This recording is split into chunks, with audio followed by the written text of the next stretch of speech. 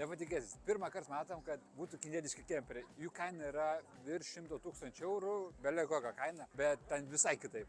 Einam. Nu, čia dėžutės, čia pasidėt daiktam, gaminat valgį, dujinė viryklė, čia dujos eina, čia gal ir gerai. Bagažo skyrius, tai Europoje tokių nėra iš tikro.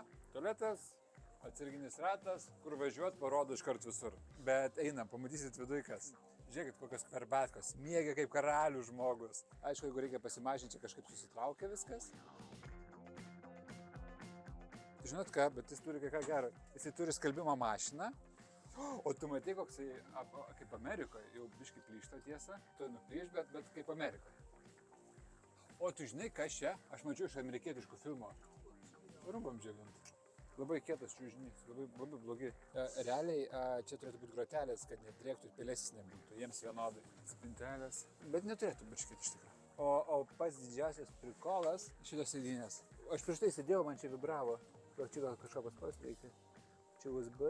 Žiūrėk, šildo, šaldo, ventiliuos. O, vibruoja. Reikia pripažinti, kad tikrai yra čia įdomių dalykų. Žiūrėk, mikrobangė. Bet kokia maža. Galim kažką įsidėti. Kondicionierius, įteris.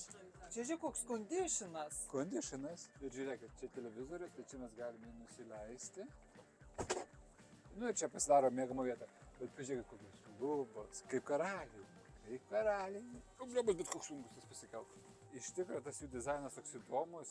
Europoje tikrai toko nėra, va čia vien apkantavimas ką reiškia, vien tos kverbatkos ką reiškia. Man taip kažkaip atrodo, kad rusų, amerikiečių stilius toks sumaišytas. Nu, toks kažkoks įdomus. Nu ką, einam toliau? Šitas kemperis turi labai daug erdvės. Čia matau, kad slaidas išvažiavęs yra, nes iš tikrųjų labai platu. Slaidas turi galę ir ten slaidas. Taip, ir galę slaidas yra. Bet jūs žiūrėkit, kaip čia padaryta. Čia mažesnė, čia biškai didesnė lovytė. Toks įdomus dalykas. Turi skalbimo mašiną, kas labai gerai. Ir šaldytuvą, kurį mėgamoje. Mano žmonai būtų negalima čia, nes jinai mėgoti eitų valgyti pastoviai. Juokauju, aš eičiau valgyti, ne žmona. Bet labai platus čia. Iš tikrųjų, toks įdomesnis variantas. Bet irgi kainuoja 100 štukų. Sakė, Europoje neparduoda, nes neturi sertifikatų. Aš tai geriau Soniką pirku. Ne, tai aišku, kad Sonika, bet aš toks biškelį nustėręs esu. O tu matei, ką jie padarė, žiūrėk, medžio.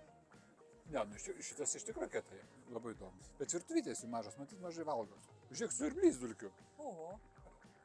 Bet čia, kam jiems skalbimo mašina, jeigu jie spintų neturi? O tu ką jie skalbs, jeigu nėra kur rūbų pasidėti? Nu ką, kačiukus. Man iš tikrųjų, man biškai šokas dėl to, kad čia nesusiję dalykai netgi. Čia kilimas, kokie šičia baldai.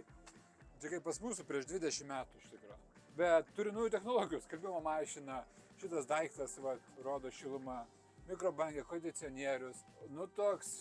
Žinai, ką man čia primena? Ką tu primena? Kai žmonės visus atliekamus daiktus suveža į sodybą. Kažkas gavus tas gavus. Yra toks stiliukas, ne, tokių atliekamų daiktų. Tai čia kažkaip panašiai. Atliko siurblys, atliko skalbimo mašina prabangiai gera. O, prieš jam kameros, markizas su apšvietimu.